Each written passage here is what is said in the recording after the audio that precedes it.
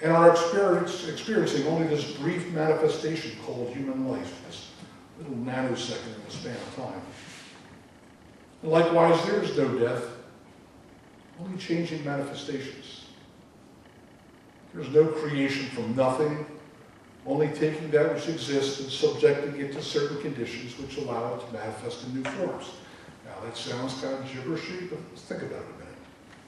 For example, let's say that when I was born, or rather I was first manifested as a human child, on June 5th, 1945, I weighed in at 8 pounds, 6½ ounces.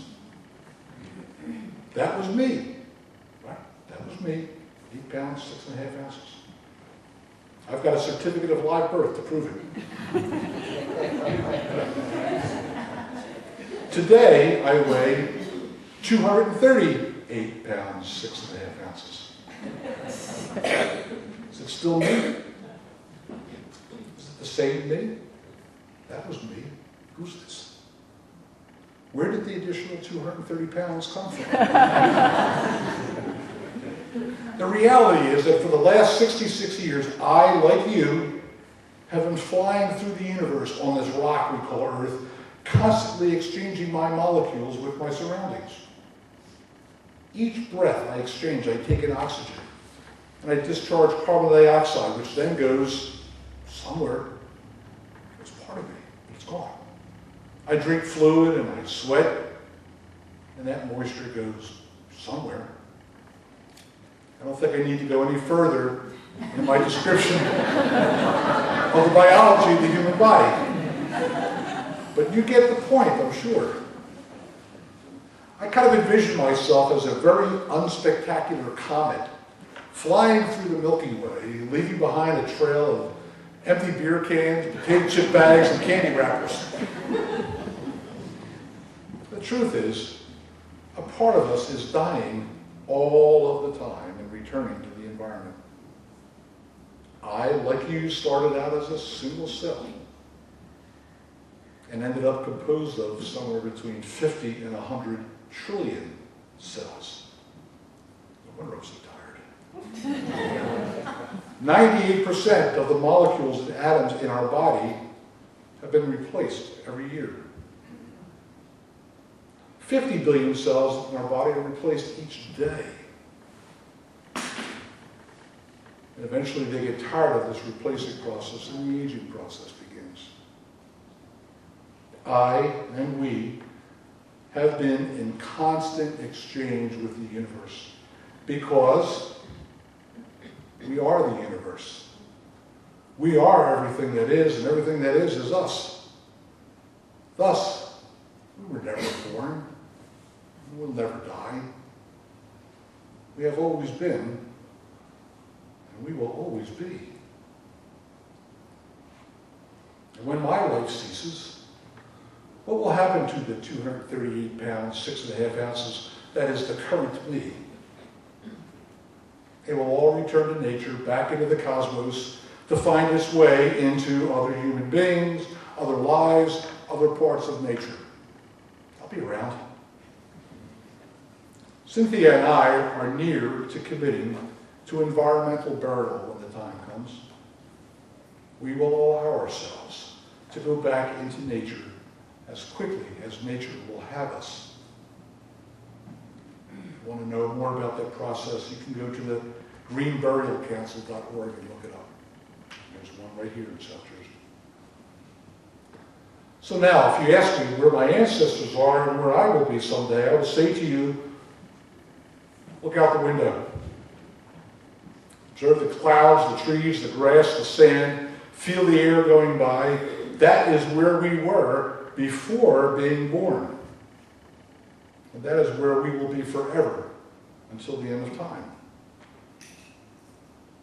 Now, what about our consciousness? Our thoughts, our love, our passions, our desires, our spiritual selves.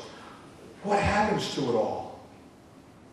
Does all we believe in, all the love that we have given, just cease to exist? My father was an ice delivery man in South Philadelphia. Had a truck, bought ice wholesale, sold it retail to bars, and restaurants, and New Year's brigades, and everything else. And as a young man, I'd work with him as a helper, especially in the summer. On one occasion, we were delivering ice to a bakery. I remember it so clearly. My father in front of me with a burlap bag on his shoulder and a big block of ice, me behind my burlap bag and a smaller block of ice. Walking across the metal walkway, we looked down below and I noticed that there were two vats stirring dough. One was very white and one was like a tan or brown. My dad was in front of me and I said, "Dad, why is one white and one dark?" My dad, carrying the ice, went back and said, "Because one is the bread and one is the crust."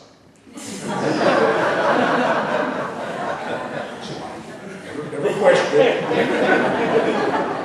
That was my dad, and so I imagine he went home that night and told my mom, "Guess what I told the kid today?" I never thought about that. It never went into my mind again until about 10 years after my father had died, or about 10 years, whatever. And I was thinking about all the things we did working on the ice truck and those adventures. And I thought about that. I said, son of a gun. 10 years after he had gone, he had reached out from the grave and touched me on the shoulder and said, "I got you, didn't I?" Who we were can never cease to exist. We leave our mark on humanity from the day we take our first breath to our last.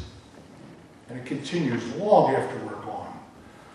One of my favorite books is the Mayor of Casterbridge, that Thomas Hardy. I don't know if you like Thomas Hardy, I love it. And the key character of that book is Michael Henchard, a man who was plagued by his mistakes, some pretty bad, like selling his wife at an auction. But he proves to be a most resilient character. He's sort of an anti-hero. You find you really don't know what to feel about him. But facing death and believing himself to be guilty of too many mistakes in life and having caused so much suffering, he decides to die alone in the countryside. And as if trying to erase his very existence, he leaves a handwritten will as follows. He says that Elizabeth Jane, his stepdaughter, be not told of my death, and not made to grieve on account of me, that I not be buried in consecrated ground, that no sexton be asked to toll the bell, that nobody be see my dead body, that no mourners walk behind me, no flowers be planted on my grave, that no man remember me. This was his final mistake, believing that we can erase who we were during our lives. He failed to recognize that the rituals of death are not the building blocks of our legacy, but rather who we were and how we lived our lives.